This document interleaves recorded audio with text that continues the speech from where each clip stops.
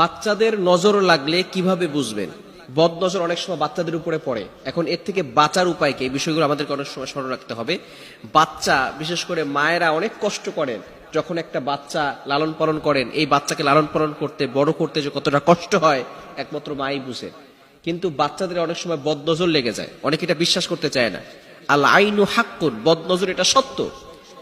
বদনজর এটা সত্য। রাসূলুল্লাহ সাল্লাল্লাহু আলাইহি ওয়াসাল্লামের জামানায় এরকম ঘটনা ঘটেছে, অনেক সাহাবীদের উপরে বদনজর পড়েছে, নবী সাল্লাল্লাহু আলাইহি ওয়াসাল্লামের চিকিৎসাও করেছেন। সুতরাং এই বদনজর এটা সত্য, এজন্য অবশ্যই স্মরণ রাখতে হবে আপনার বাচ্চার উপরে বদনজর পড়েছে কিনা।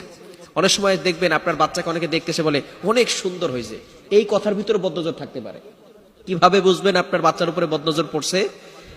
যদি আপনার বাচ্চার স্বাস্থ্য দেখছেন দিন দিন কমে যাচ্ছে, অথবা আপনার বাচ্চার চেহারা নষ্ট হয়ে যাচ্ছে, অথবা আপনার বাচ্চা রাতে শুধু কান্নাকাটি করে, মনে করবেন যে আপনার বাচ্চার উপরে বদনজর পড়েছে।